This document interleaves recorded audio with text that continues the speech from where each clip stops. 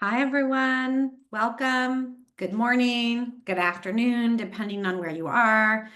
I'm Michelle Deutschman, the Executive Director of the UC National Center for Free Speech and Civic Engagement, and I'm super excited to welcome you to our Final Fall Fellows in the Field. That's kind of a little alliteration, Final Fall Fellows.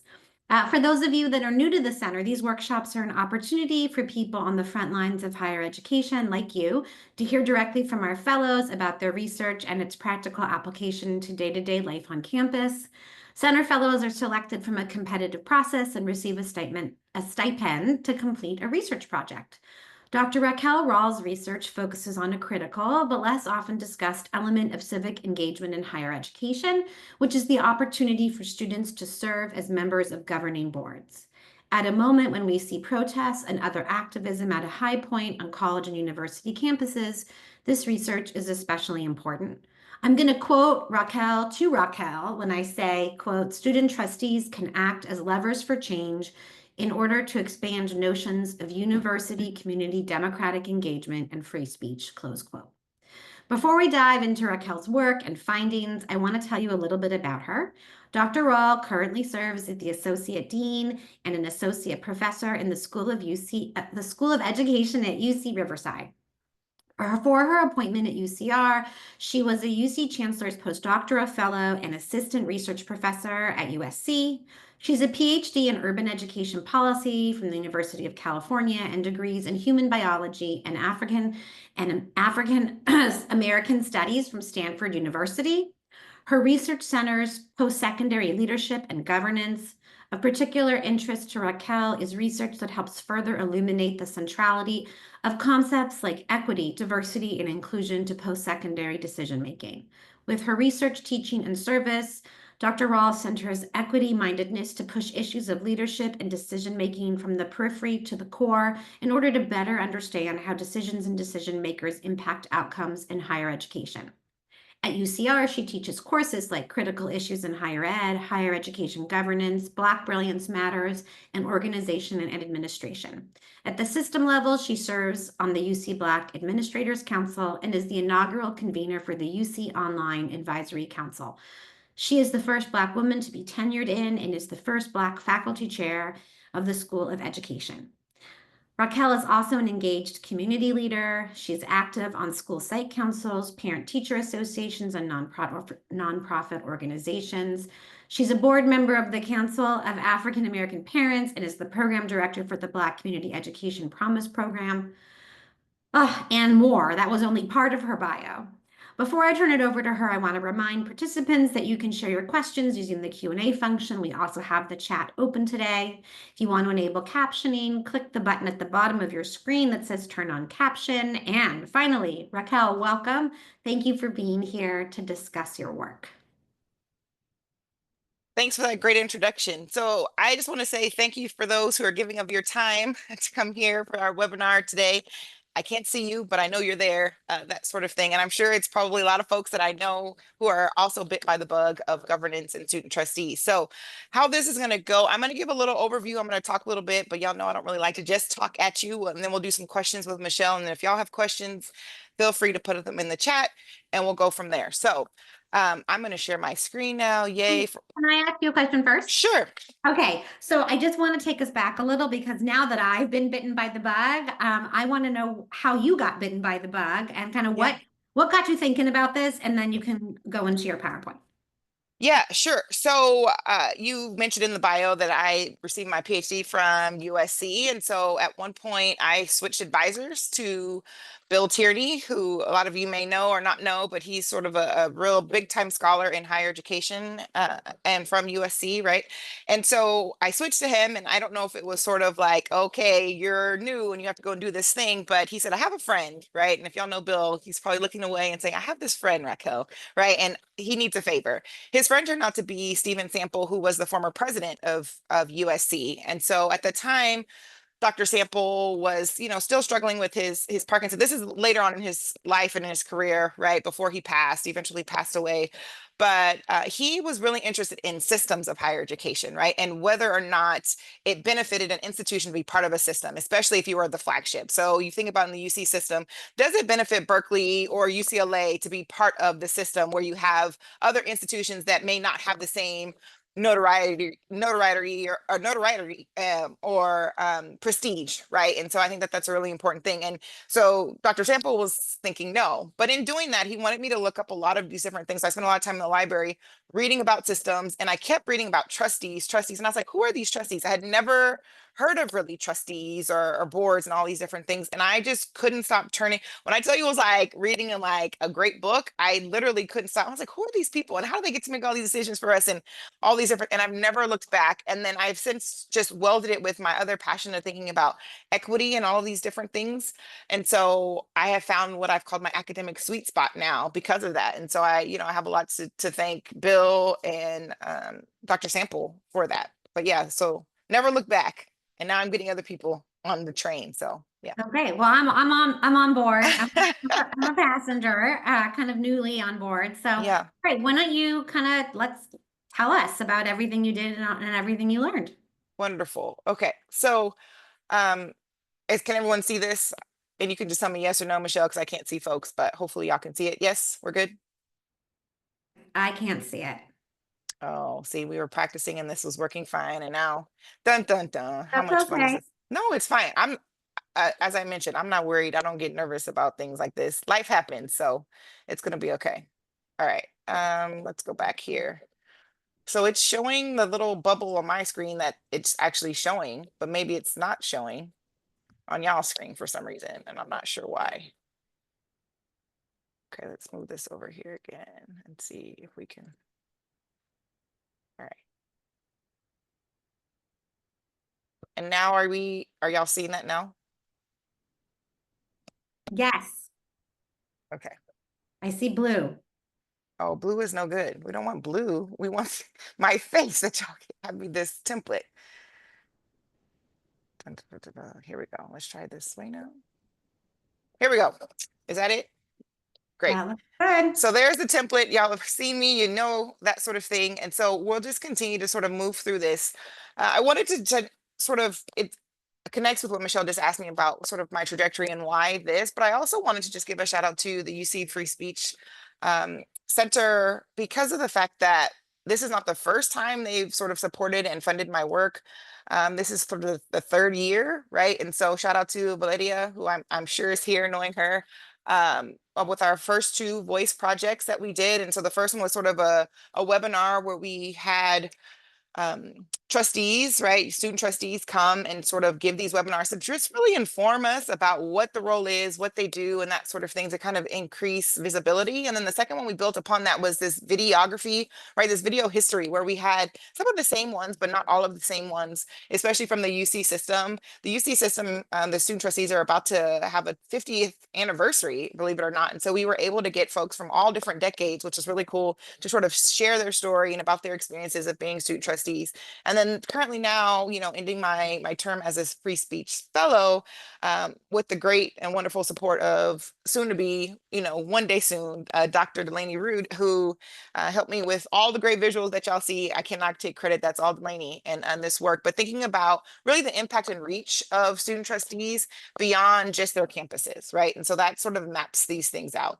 So Michelle also asked me to kind of give some foundation for why this matters. And so for those of you who might be on the webinar who already know about trustees and governance and things of that nature, this is sort of old hat for you. But I think it is really important because I don't feel like enough people know and understand why boards matter, why their decisions have great impact. And so you think about the reason of why this matters is because they really do control higher education. And it's not just student trustees, but it's the entire board, right? Which students are oftentimes a part of.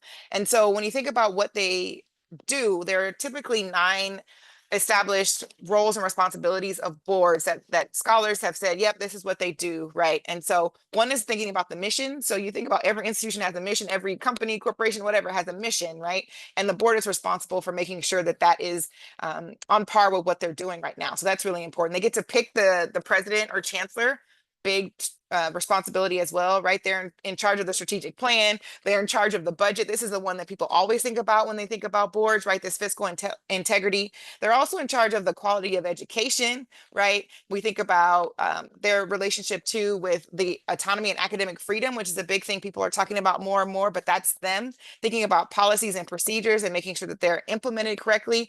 This is again the board engaging with different constituencies, right? That means out in the legislature, that means in the community, all these different things.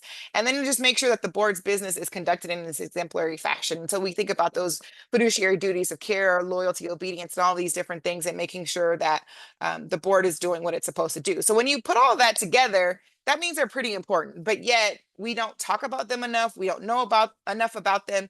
And primarily when we're talking about, in the case for what I did for this project, was thinking about student trustees, which is like a marginalized group within that larger group, right? And so I think it's important to think about.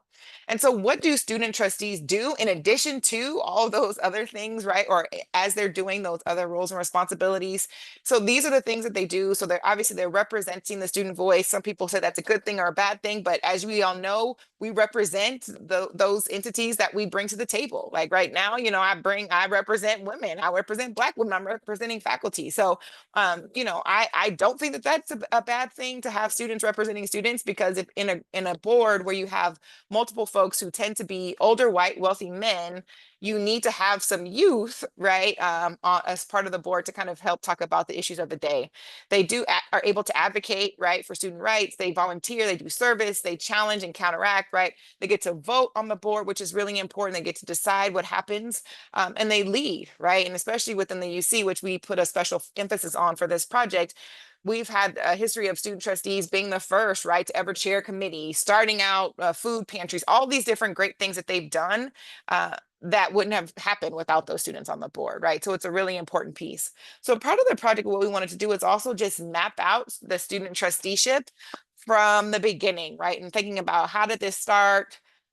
Where are we now? So right around the 70s, right, just before 1970, 1968, we start to see this show up and pop up in boards across the country, right? And so the boards that we were looking at, we wanted to look at the flagships, because obviously we didn't have the time or capacity to look at every single board in the nation, but we wanted to kind of get a representation of what's happening. So we picked at least one public flagship from every state, right? And then also another institution that we tried to pick like some privates to throw in there as well, to kind of get a sense of the lay of the land. So you can kind of see how these things are starting here, right? And you see the University of California here, right, in 75, and then we continue to go, and you see how still we're adding, right, in the 2020s, right, we're still adding students to the board, this decision-making body, which is really important for us to understand. And so if y'all know about history, right, think about history in the 70s, right, is this time of political unrest, right? This is where a lot of the different things happen. And so it makes a lot of sense that student trusteeship would happen on campuses when we think about protests for wars happening here, political activists, all these different things. So the campus has always been a place where folks have decided they wanted to show up, right, for change, and come out and demonstrate why this matters and why this matters to them. And so you put these things together when you think about counterculture, the Vietnam War, the Kent State shooting, and all these different things that kind of overlap to kind of see when we started to get the first student representation, right? And you think about way back in the day when, for even the United States, right, no taxation without representation type of thing. Like we get this idea that students wanted to have a voice, and not just a voice, but a vote on these boards that were determining these really important pieces, like their tuition, right? Who were going to be their leaders, right? And all these different pieces. So I think it's important to understand kind of the history and how this happened. And so oftentimes there are two paths. One is that there's a student body president, and by the ex officio status, meaning just because they're student body president, they're the representative on the board. But more than likely, the most common path is for students to be either elected or appointed, right? Much like their layperson counterparts, but they're confirmed by the governor. So this is like a big deal, right? Imagine those of us or people who know folks who have been confirmed by the governor for anything, right? And imagine these young people who are going out and voting and representing for themselves, for their colleagues, and for their institution, right? And this is so that you can imagine this is a big time appointment and a big deal, and they have to go through a lot of rigor in order to do that. And so that's something that we'll talk about here too. But when you think about the qualifications for what it means to be a trustee, like how does one become a trustee, right? It's really important to think about. But for the student trustee, you think about they have to have full-time status, right? They don't want part-time students trying to do this big time job because it takes a lot of time. And I know each time that we speak with student trustees, they're like, it's a lot, right? Like you're a student, you have to go to class, you have to do your midterms, your finals, all these different things, problem sets. And then you have to make sure you're thinking about the entire system, right? In the case of the UC, you have to be currently enrolled. There's a minimum GPA. You have to be a US citizen. You have to be an in-state resident, all these different things that we found most times their layperson counterparts do not have, which is very interesting. So it's like they have to jump through more hoops for a shorter term and often for a marginalized voice sometimes when, certain students have said that they feel like other folks don't value their opinions as much, or they can kind of push it to the side because it's like, okay, young person, go over there. When in actuality, in talking to a lot of these trustees, we found out that student trustees were often the most equipped for the board. They always do their homework. They know more. They're more knowledgeable about higher education than their counterparts. So it's a really interesting juxtaposition.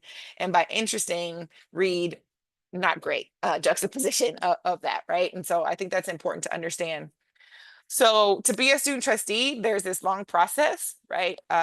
You go through this application, a campaign, potentially an election, if that's what your institution does, but you have to go through an interview, right? Like I know we've had some of our scholars at UCR who have gone through this and have made it to the finalists, but maybe weren't selected, that sort of thing. But there are different stages to have this position, and then your confirmation, right? And so these are different pieces of that. And I know they put the report in the chat, but we can also share it and it's also online if you all wanted to kind of go in this in more depth. But the layperson trustees that often come from different walks of life don't necessarily have the same constraints, right? And sometimes they'll say, there are political party restrictions, like they don't want it to be overly, partisan for one way or the other. They sometimes there are career limitations. They want you to be an alum sometimes, right? They want you to live in a certain county and that sort of thing. But as far as like the qualifications, like a certain, application, and shout out to Lydia Dominguez again, we wrote a paper one time for Teachers College Record and found out that most don't have to even fill out a qualification. And I know I always remember the story of one trustee who told me, like, I was like, oh, how did you come on the board? And it's like, well, Jimmy, and Jimmy's not the real name, and I grew up together. And so when he became governor, he asked me if I wanted to do it, right? And it's sort of like, it's that simple, to kind of then oversee higher education. And obviously I'm making light of it, but it really is that much of a conundrum to think about folks who may not have that expertise being in charge of the institution. And in the case of the UC for 12 years, right? An appointment of 12 years and potentially 24 years if they're reappointed. So I think that that's really important to think about. Here we have sort of two of the more stringent ones. Like we talked about, traditionally there isn't as stringent of a process to become a regent when you're a lay person, meaning just not the student regent, right? Like that sort of thing.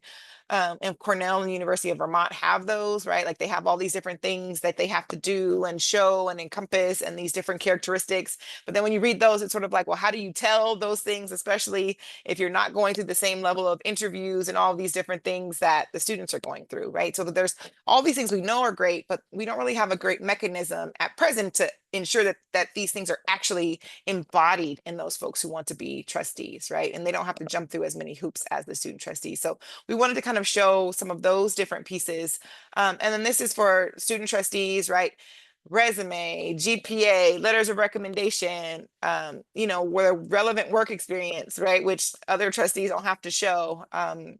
All of these different pieces that they have to go through in order to get that final spot of being one, and at most, in some cases, 3 students on a board, where they're still a minority.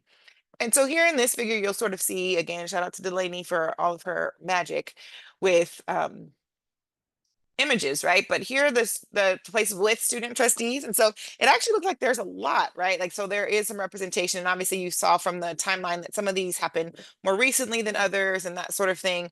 And then within that, we also vary as to how many are on the board, what their terms are. Do they have a vote? Do they not have a vote? So just by having a student doesn't mean necessarily that there is a vote for that student, right? Or that there is representation.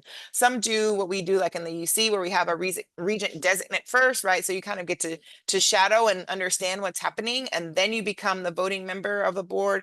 And that a lot of institutions do that. Right. And so here, sort of right in the middle, are the places without student trustees when you think about flagships, right? So there are a lot more institutions that may or may not have student trustees, but again, we focus on flagships to kind of give an example from the different states. And so this is really interesting. And obviously some of this happens because there are some states that are more decentralized than others. We also think that there's states that are more politicized than others. And so it's a really interesting piece to think about. And so if you're on here and your state doesn't have, like your flagship doesn't have a representative on the board, you might want to think about why is that?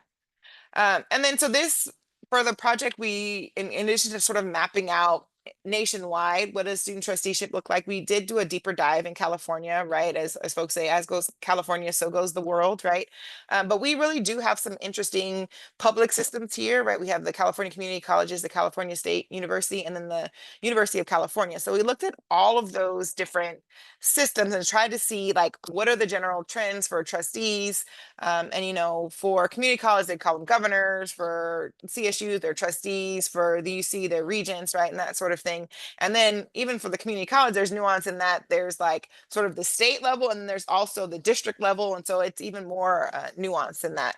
But you have two students for the community college, right? They serve 2-year terms. You have the CSU, you have two students, 2-year terms. And then the UC kind of has that model of it's two students on the board at a time, right? But it's one student who serves a 1-year term, a 1-year term, and then you have that voting, and then you have some faculty as well on the board. And so this is just a cool, I think, overview, and it kind of shows the disparity within who gets a say as far as student trusteeship. So you see, and I led sort of talking about flagships, right? But Berkeley and UCLA have a preponderance of student representatives who have been on the board, but there are very few others, right, who had, like Merced. Obviously the newest campus in the system is Merced, but it's had only one, and Santa Cruz still has yet to have a student, right? Like when you think about that. So that's really interesting to think about. What does that mean for representation? What does that mean for folks who might be at institutions that are represented? Like, I think about my campus, like UC Riverside, which we typically have throughout the system, the most Pell eligible, the most, students of color, all these different things. And yet we've only had 3 student regions over the course of almost 50 years, right? And so who gets a say, who's informing policy and what's happening? And so I think that's an important piece to understand. Then this is for the CSU. We don't see as much of the trends, or dominating group where you have, one institution having so many more because there are so many different campuses, right? But you see here, like Fullerton has had the majority of them double, right, of the second highest, right? And that's sort of interesting. And then again, it's spread out at the community colleges where you see some of these different pieces as well. And so we just want to sort of show where those are. So what was interesting and what we wanted to do with this project, in addition to sort of mapping out where, how, who type of thing, is we wanted to really just think about, because we often heard from student trustees sometimes that, their layperson counterparts often felt like, they were so young, like, why wouldn't they serve? Or why wouldn't folks want to be, want students on the board? But is it because they're too young, they lack experience, and all these different things?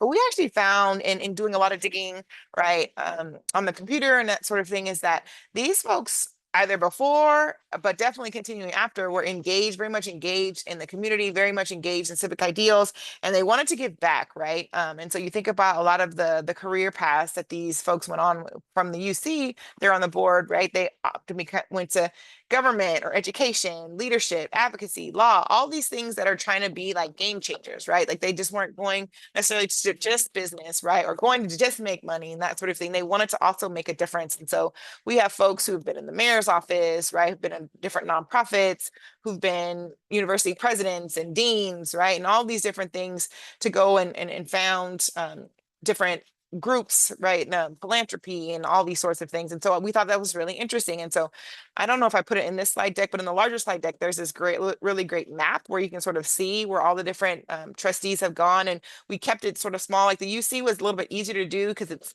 been 50 years, right? And it's typically only that one person per year, right? But the community college is a little bit different. And for the CSU, again, we see the same sorts of categories, which we thought was really interesting. People going into government, into education and leadership and advocacy. And so it sort of begs the question of that chicken versus egg type of thing. Like, were they civically minded before or after, right? They became on the board, but the board we know does give them a great opportunity to sort of rub elbows with really big time folks and open doors that they might not have had before, but folks who continue to do on that trend of um, thinking on behalf of others, hoping to make decisions on behalf of others. That way it would have this great impact, especially for marginalized groups, which you think is pretty important. So at the community colleges, you think about, again, the same buckets, right? And so we thought that was a really interesting trend to think about. Like these folks are going on and staying in government affairs, right? Trying to be folks who think about education and policy. All right. So these are the main categories that sort of came up. And so you can see there, again, it's probably easier when you don't have the slides on your own because you can only fit so much on the slide. But to think about what those different areas were. And then, so this is just a different way to sort of show some of that. But thinking about their impact on campus, right? Well, I've sort of alluded to this, but this is really important, right? So opposing fee increases and not just saying like, hey, we don't want to pay more money, but it's like, we not only don't want to pay more money, but we can't and we shouldn't, because who are we then pricing out, right? And so in thinking about what does this mean for the folks who no longer can go to a CSU or go to a UC if prices continue to change. Thinking about the multicultural resource center that started, right, because of some of these student trustees, more representation on the board, right, and thinking about that, the Middle Eastern Student Center, food insecurity, right. There's been so many great things, and these are just examples of what student trustees in their term and beyond. And if you talk to some, and I think about Dr. Moakil, I think Jamal, he might be on here, but has talked about like oftentimes, and he's given great examples of you sort of help the person before you finish theirs and get yours going, and then someone has to finish it because you have these short terms, right? So you imagine the intentionality these students have to have in order to be able to engage and actually implement these things that are happening. Someone's raising their hand. Go for it. I just saw a hand. Do y'all want me to pause for a second? Or was that an accidental hand? Maybe accidental? I think you keep going and then we'll have people. Okay, I saw a little yellow hand come up, and so, okay, sounds good. No worries. So really interesting, right? To think about what they're able to change, and then how this has this ripple on the campuses and students long after they're gone, right? I think that's a really important piece, and we see that even probably the epitome of that for this a student role on the board in general, right? When students advocated for that, and now since the 70s, you have that pretty much, right? And so you see how that representation matters. Okay, so we think about some of the community center contributions, right? We have folks who have been senators, who have spearheaded system-wide diversity initiatives, publishing groups that are targeted for and thinking about accessibility for young people, right, for children and that sort of thing. And so they're really intentional about making a change, and making a change for the most marginalized of us. And I think that that's a really important piece for people to think about and understand what these trustees are doing with their role and beyond, right? Leveraging different opportunities that they have had. So when you think about board service beyond the university, there are a large number, nearly half, right, of the trustees that we looked at were still serving in a board capacity, right? So giving, understanding that their vote, their sort of behind the scenes impact and influence matters. And so that's a really important piece to think about. Then you think about so how we did this, right, was a lot of digging. And so some of these things may be off, right, and that because it was really hard for us to do the digging, and we'll talk about some of the challenges, but we were able to confirm a lot of these with the different system heads, right? But then they didn't have all the accurate information, so that was tough. And then going through LinkedIn, asking folks, asking friends, asking folks that we were able to contact, sending out lots of emails, right? Looking at board bylaws and all these different things was the way in which we tried to kind of collect this data. And we thought it was weird that the systems themselves don't necessarily have all of this in like a really composite way. Some do, right? But then there are always these gaps. And so why not a more robust focus on where the students are? So this is what I, just mentioned some of the limitations. Obviously, LinkedIn may not be the most accurate thing. The hardest one was for us a lot of times was for the women who might change their names because they got married. And so you think about, many of us today could not go 5 seconds sometimes without internet and technology and all these different things. But prior to that, right, there was paper and these things were typed, right? And so they may not have been kept in as great a fashion. A lot of this stuff has now been put onto the web, but you imagine, pre 90s especially, and definitely, probably pre 2000, that was not a trend to keep some of the data as robustly as they do now, and it wasn't as easy to access. So I think that's really important. Another challenge was the community college trustees, right? Because you can imagine they're there for maybe some were only there for 2 years, right? And then they transfer and they go somewhere else, and all of these different pieces. And so they're a little bit harder to understand that data set. The board bylaws were sometimes unclear about when you think about student trustees and how they gained a seat or if they stayed. I know we had some students who their term was supposed to be only a year, but then for different unforeseen circumstances, they were on there for 2 years or 3 years, right? All these different things to think about. And so you can imagine there were challenges like with any good research, right? There are challenges, and we're forthcoming with them because we are scholars. And so I think that's an interesting piece to think about. And so I wanted to end with some recommendations because I know we're going to have time for questions. But one of the things that I think really stands out and should stand out is that we need more visibility of the student trusteeship. Like, what is the role? How do you get appointed? What are the benefits of that? Because, I teach a class on governance, and a lot of times students have no idea what trustees are in general, but definitely didn't know that they had an opportunity to be the student representative on that board, right?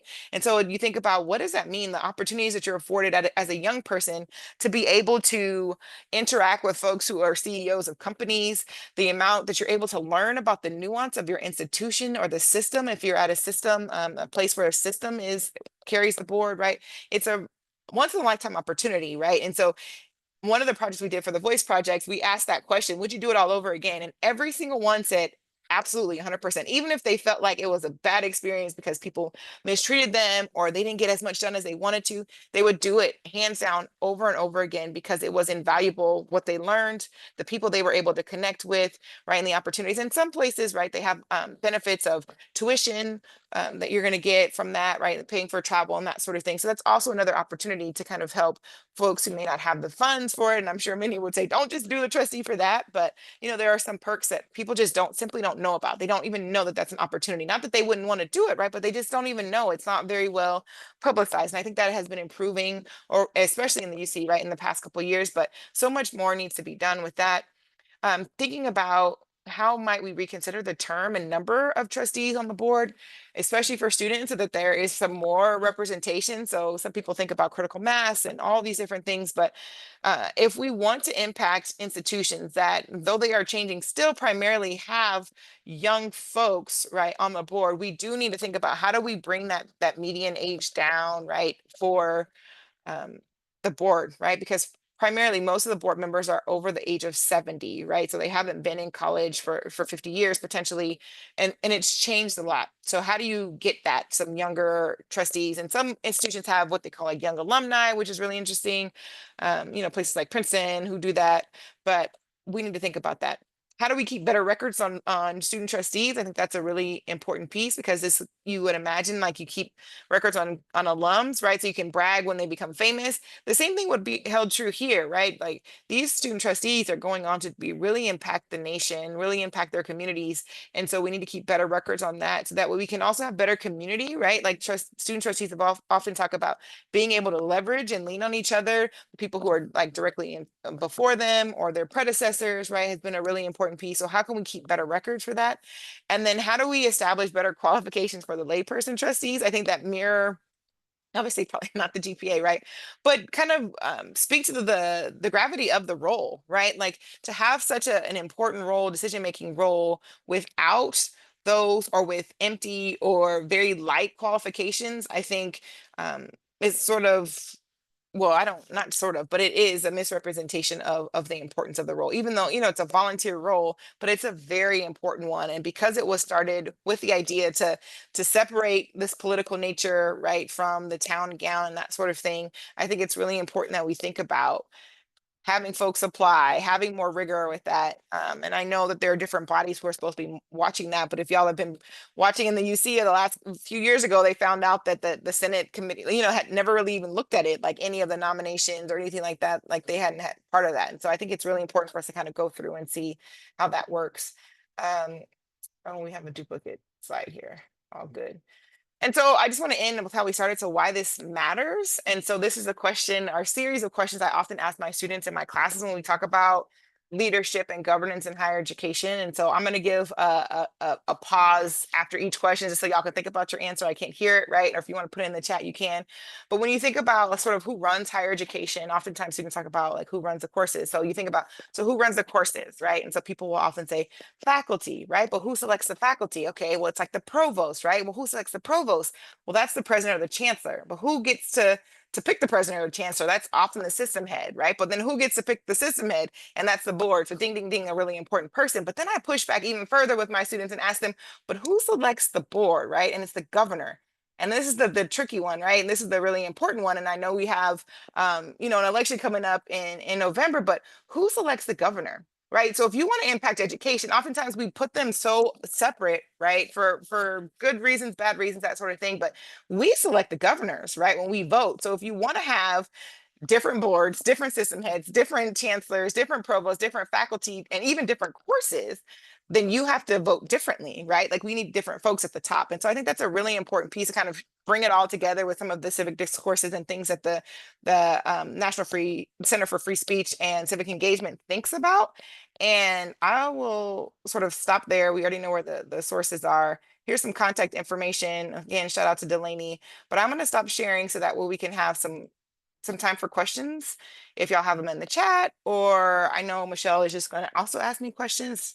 Fast talker, but hopefully y'all got in and y'all feel the excitement that I have for boards and trustees and student trustees in particular, and that y'all will go out and encourage somebody to be on a board somewhere. Thanks, Lydia. I appreciate the hand claps. Dr. Morgan, good to see you. I'm coming back. I thought that was terrific. I mean, clearly, I think you're brilliant, and I've long been an admirer of your work. And I think it's particularly interesting in this moment where there's a lot being made about sort of the undemocratic nature of institutions, that this is especially important. Though, like you said, I feel like one member for 1 year doesn't seem like nearly enough, but you have to start somewhere. I mean, I do. Have more questions, but I would rather open it up to the folks that are on the call. You can use the chat. You can, I believe, put up a hand, and let people interact with you. Okay. Amy is asking, do students report feeling intimidated to speak up with captains of industry, etc.? So we'll start there, and then Jamal, I see you. We'll go to you next. So the answer of this is it depends. As any great researcher will say, it depends, right? And so we've had folks who told us both things. So, I vividly remember one student trustee who was like, I raise my hand, I say something every single time because I want them to know I'm here. I want them to know I'm doing it. So even if I agree with everything they say, I say yes. Student region X is saying yes, affirmative, because if you don't say anything, then you might not have the opportunity to speak up. But there are others, obviously, we're human. And so the idea to be in a room with folks who have well established themselves, right? Financially, career wise, they're even family wise, everything, to be in a room and there's you or there's two of you who are sort of the same age, it's very intimidating, they will share with us. So some are able to overcome that and still push through and say, okay, but here I am, you're going to hear me, see me, and be part of this. And, sort of push back. We even had students who push back and say, don't even call me the student regent, just call me a regent or a trustee. Like I'm here just like the rest of you. But then there are others who are naturally like, I'm not even a young person anymore, but when I go in rooms with folks who are more seasoned than I am, right, we'll say, like, I still have this feeling of deference, right? Like you defer to them and that sort of thing. And I think that's a really important piece that we have to study more to think about that dynamic, because it's very clear from in talking to the student trustees that the layperson trustees leverage that. They use that to their advantage. They very early will take people under their wing and make sure that they fall in line with what's happening, which also aligns with sort of, we didn't talk about it here, but another big piece of this work is that there's very little orientation and training for That's what I was trustee just boards, gonna right? ask you. I was Eh, just gonna ask you about Yeah. that. So you imagine if you're then looking for advice and it's like, okay, well, trustee such and such has been on the board for 20 years. Let me follow what they say and do. And maybe right or maybe wrong, but you're looking for that guidance, right? And so as a younger person who wants to model something, there are pros and cons to that. So I think, Amy, great question, but we see both. And then I think it helps if you have another student on there who is more verbal, right? And I think it goes back to what I mentioned about how Jamal was always talking about the students like he's interacted with, and he was often the most prepared. So they often feel like too, because of that discrepancy, they wanted to be the most prepared, that they would know their stuff more than anyone else because of that dynamic, right? So yeah. Okay, Jamal, go ahead. Thank you So very much, Michelle, and great to see you again, Dr. Rall. And I really appreciate specifically the content of the information, presenting the data, because I think that it's not something that we think about very much, but specifically your national scope, right? Yeah. To say that, yeah, we have some stuff and we do stuff in California, but other folks developmentally are kind of growing into some best practices. So my question is going to be about best practices for Yeah. those, especially considering those states that maybe don't have a student trustee position right now. Have you learned in your study anything about best practices associated with facilitating that student position? I'm thinking specifically about the idea of like term, right? So Yeah. I know that there's some places that do a 1 year, some places that do a designate plus a voting one, some places that do 2 voting years. Yeah. What can you say about best practices for facilitating that role? Yeah, so thank you for the question, and thank you for always supporting the work. You'll see if you look at some of the other voice projects, you'll see Jamal there supporting us and on video, webinars, that sort of thing. So thank you so much for being intentional. He's been a UC student region, which is a big time thing. So I would say that a couple things. So one, let me just also say, and Dimitri would get me if I didn't say this, is that, we have this premier organization, AGB, the Association of Governing Boards, who sort of everyone looks to when you're talking about boards and that sort of thing. And they have taken a clear draw in the sand that they don't think students should be on the board. So you have that. And so that sort of, I would imagine, colors what other people are thinking about. Like if you don't already have a student, don't add a student. And so I think that that's important to note when you have this preeminent organization making that statement, right? And being very clear about that. Like if you don't have one, don't get one. Like if you have one, sort of deal with it, right? But if you don't have one, have one. So that is not a best practice, or I like to talk about as high impact practices, right? Because then we are not engaging in how can we make this better, or how can we make this work to our advantage. We're just saying just exclude, and I don't think that that's right. And we've seen in our history it doesn't work when you exclude folks, right? Like we need to be including, especially knowing that our demographics are changing and that we have we're talking about institutions where we have young people. So with that, I'd say some of the high impact practices I have seen is that this trend for 2 years, and it looks in different ways. Sometimes it's 2 years and then you're as a voting member and then you're off. Sometimes it's like you all have in the UC, right? It's like a designate and then another year.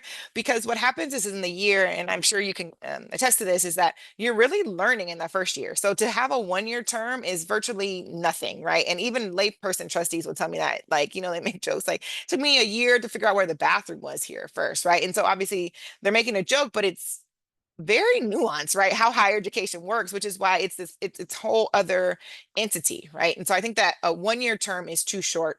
A 2 year term is right. Like it's hard for students because you also want them to keep the main thing, and that is to graduate and get out, right? We don't want them there for exorbitant amount of time to increase potential debt, right? To slow down their future trajectory and all these different things. So I don't know what the sweet spot might be. It needs to kind of maybe think about, are they a graduate student versus an undergraduate student? How long is their program? How can we support them? How can we do all these different things to make sure that this is not going to be detrimental to that forward progress? But I would say that the majority of students or layperson that I've asked this question to, they think it's around that 2 year. And I think that that's probably right, right? Because then you also want to be able to pass it along to someone else and not be there for 4 years, right? And so you've become a really great student regent or student trustee, but then when you leave, now someone else, the curve to learn to the next thing is so steep, right? So there has to be some overlap. And I think that that's an important piece as well, right? That I've seen in a couple boards is where they have that overlap, even in the vote, right? And so like in the UC, it's 1 year with no vote, then a year with a vote, versus in other places, there's like 2 years with a vote, and then it's alternating with another person. So like you're voting and then this other person is voting, right? That sort of thing. So you have this overlay so that you can sort of see the impact of the vote with additional students. And then I think you can't talk about term without talking about also additional bodies, right? And so I think we need to get to where we have more than one, more than two. You know, I think like we need to get to more like 5 students on the board, because you can't imagine like one person would be able to kind of be the voice. And if folks are leveraging them in the right way as the sort of the ears to the street and all these sorts of things, we need more of that for people to be able to access so they aren't overwhelmed and so they don't feel like they are the only one. And so I think that's really important, especially when you have boards. Some boards in the nation, you have upwards of 100 folks, right? Like, you know, Caltech is an example. They have like 100 people on their board. Why would you need 100 people on your board, right? And then you have to have some student representation to think about that. So I think that's an important piece. Don't know if that answers your question, but I think that we need more conversation about what the term looks like, how they're impacted, how we're making these changes, and about the number of students that we have on the board as well. Okay, before we turn to Dimitri's great question, 2 things. One, have you shared, I know you work with them, has AGB seen your great research? So not this one. No, I haven't shared it with them yet, but I should, I guess, and let them know like, hey, or I can. I'd be happy to. sure. Okay, and then the other thing I was just thinking while you were talking is that if only one, like grad interests and undergrad interests are also really, really different. So it seems like at least 1 and 1. Yeah. Okay, so Dimitri has a great question, which says, given that some of the student activism we're seeing is pitting students against boards, how would you advise student trustees to manage campus tensions? What role might they play that's different and unique to their role? I think that's such a spot on question right now.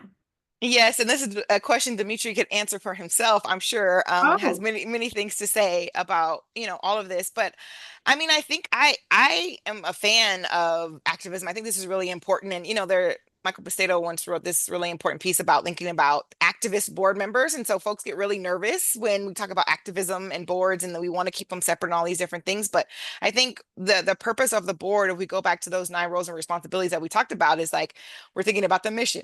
We're thinking about the strategic plan. And if our mission is to make sure that the students who come here, regardless of where they came from, what they look like, and all these different things, are successful, right, and get this experience, that we need to be thinking about keeping that central and top of mind. And so I think students on the board have to continue to push that, because otherwise that voice will never come out. And I think it is a very challenging position to be in, but I think that they have to continue to do that and kind of sway more folks to think about that. And so I think it's going to be a lot of tension, especially when folks, there's this sort of pejorative ideal of activists and activism and people who are thinking about being advocates of these different things, like, oh, they're stopping school, you know, they're disrupting campuses and that sort of thing.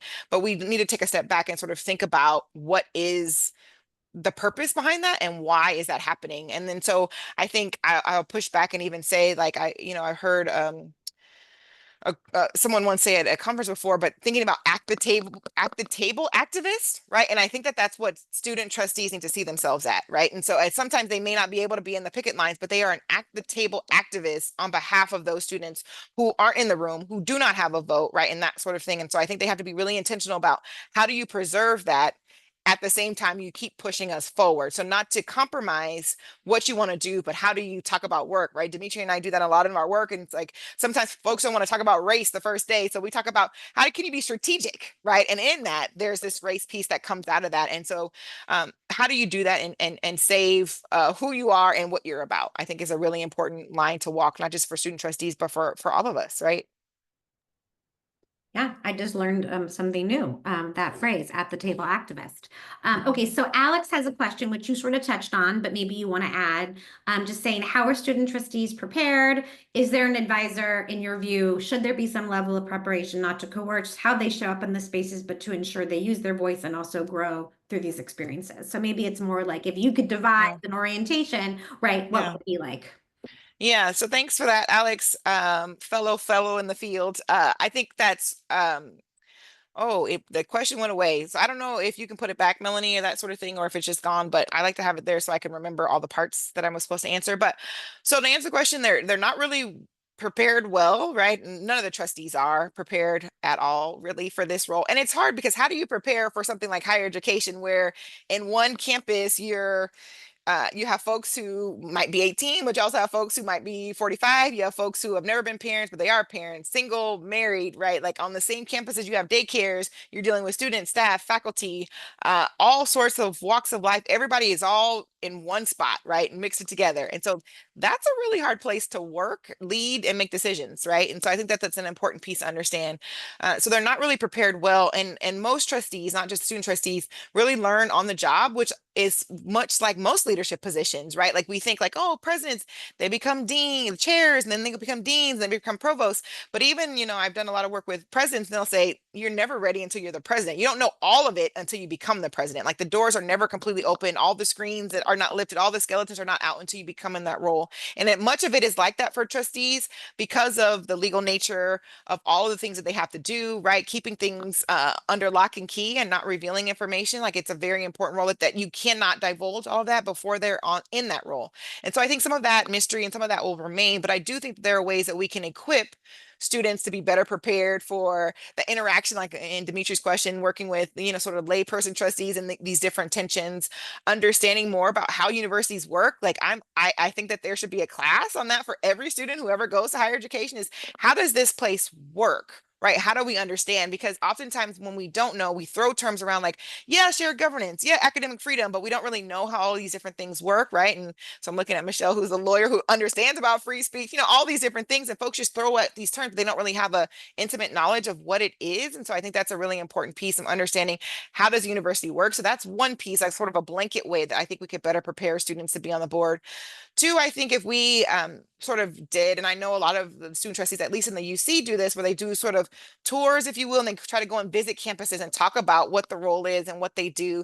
I think that's a really great way because then they're exposed to it a little bit earlier. They can ask some of those questions, right? I think if we were able to support more of those and more forums where people can just talk about, like, ask the question of the student trustee, like, what is your role? What do you have to do? I know that's an assignment I sometimes give my students in a critical issues class for higher education. Like, what question would you want to ask? Like, what would you ask them if you could, right? I think that's an important piece. I think really being intentional about training of the board as a whole so they understand sometimes, they just don't understand how biased they may be or how they might be treating students so terribly, right? Because they have this age dynamic. And I know we all know people who are just like, that's just the way they are. They've been that way for 70 years. And it's not to excuse that, but they have been inculcated into acting in a certain way, deciding in a certain way. So how can we bring all of them together? So it's not just, the onus is not just on the students to be informed and to learn how to navigate the system, but that the other trustees who often have a greater time on the board are able to train that. And I think a big thing too that would help the preparation for everyone is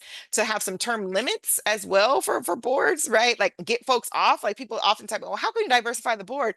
And funny as it may be, I think it's to remove some folks who don't need to be there anymore, and sometimes to make way for new ideas, fresh, and all these different things. So I think that is some of the things that I would think about, and is kind of having, again, if they had that person they can sort of shadow that was their counterpart, right, undergraduate or graduate, that sort of thing, to kind of walk them through. I think that would be really important. But interestingly enough, I think the student trustees actually prepare themselves more for the role than the layperson trustees, and folks I'm sure would tell you about that. But in my interaction with them, they said, yeah, we took down notes, we talked, we so many different times talk about this is how this regent works. Like they had a whole sort of schema of who are the trustees that support students, who don't, who to talk to, when to talk to them. And so they're really strategic because their time is so short. So they do strategize a little bit more about how to be effective in that role. Thanks, Alex, for that question. I think I see a question that I think is coming from Carlos. Hi, Carlos. That. And I think it says, how effective are the communications between the student trustee and their constituents, meaning the students? But Carlos, if you want to reiterate your question or say something else, you can. No, that's fine. Just want to hear what Raquel has to say. Thanks. I appreciate it. So this is hard because then you have these words that need to be defined, like effective. What does that mean, right? Like, and so I'm like, the researcher in me is like, that's tough. But again, I think it's mixed results. And so there are obviously, just like there are better professors than others, are more effective, right? To use your term, the student trustees that I've interacted with and we've talked to, right, that sort of thing, those that are more intentional, I would say, are more effective. And that is because they are more visible, right? They go out and make sure, like we've had trustees, whether they're layperson or student trustees, who may not have touched foot on all the different campuses that they may oversee, right? And I think that's a really important piece. It's like, how do you govern and make decisions on behalf of campuses that you haven't seen, maybe what the issues are? And obviously you can't just figure all that out in 1 or 2 day visit, but it means a lot to go and show and be able to listen from and be open to. And so those trustees that go and visit the campuses are really important. They go and spend time with the various stakeholders. I think that's a really important piece. Listening to the student constituency is really important. There have been trustees who sort of have, they sometimes they have a special email or a special form that they use to solicit feedback and questions, right, of themselves. They really open themselves up, even though it could be overwhelming, right, to figure out what do the students want, what do they need, and then others who really feel like they have to go above and beyond when the board makes a decision to say, here's how this works, right? Especially when you think about things like tuition changes, where students are like, man, you should have been, or, you should have been for us, right? Why did you change the tuition? But understanding, like, oftentimes trustees who are on the board, student trustees, understand the nuance behind that. And so sometimes you have to increase the tuition because you have to X, Y, and Z, right? So I think that's a really important piece, is like the intentionality for that communication. Leads to that effectiveness, right? The student trustees wanting feedback from their constituencies, wanting to go and hear, wanting to go and visit and be really attuned to what they want. I think that's a really important piece. And then vice versa, the students want to know that the student regent, student trustee, student governor, right, whatever the case may be, has listened to what they said, has at least acknowledged, right? Even if they didn't do what they suggested, right? They want to make sure that their voice was heard, documented, and that sort of thing. So I think that those are some of the ways in which we see more effective. Okay, we have time for one more question with a quick answer, and then we'll Yep. close. Another Yep. good one from Jamal says, how does your work engage with student trustee orientation to their position as, quote, trustees for the students versus a student who is a trustee? How have student trustees talked about their primary orientation and constituency? Yeah, so a great question, probably going to be a longer answer, but I'll make it a short answer. So I think that, my work with that, and so this is something that we're actually trying to build. Dimitri and I are working on some of these things, like how do we prepare boards to be really ready for some of these critical issues that are happening. And then we think orientation is one of them. So stay tuned. It will be like the short answer for this, but the student who is trustee, right, versus the trustees as students is a line that students are really defining for themselves, right, to figure out where they want to be and what they want to do. Sometimes they get on the board because they want that student voice on the board, but then other times they are more led by my leadership, if that makes sense, like in connection and wanting to have this opportunity to lead. And then they get bit by the bug, like, well, now I'm a leader, let me lead for this specific group, right, which is a really important piece. And I think that that's an important sort of line and tension that they have to continue to wrestle back and forth. But I don't think it's a bad one, right? I think it's really important to bring the different constituencies, because as boards are being built, folks are appointing and suggesting people who bring in different skill sets, right? This person is great when thinking about, we need to buy new land. This person is a lawyer, so we need to be thinking about this. We have to be strategic, because we don't want, I always use this example of, you don't want a team of 5 Shaqs, right? You need different talent to be able to kind of round out that team. And that's why I think we need more students who are wrestling with that. Am I the student trustee, or am I, just a trustee type of thing? And not just because it's a big role, but I think that's an important thing for people to think about. Well, I thought this was a terrific time, and I love all the engagement and questions. And I know you're going to continue your great work, and I hope the center can continue to support it. So thank you so much for everything. And just a quick shout out about a couple center things. We're going to be dropping this month's podcast today. It's going to be talking about the role of advocacy and activism in the teaching and practice of medicine. And also, if you can hear my voice, that means you're the ideal person to help family and friends become confident voters this fall. People are more likely to vote when they're encouraged by someone they know and trust. So you can empower a loved one to take action and make their voices heard at the ballot box. Learn more at nationalvotereducationweek.org. Thank you again to everyone for their participation, and we will be in touch soon. Vote, vote, vote. Alex is saying, vote, vote, vote.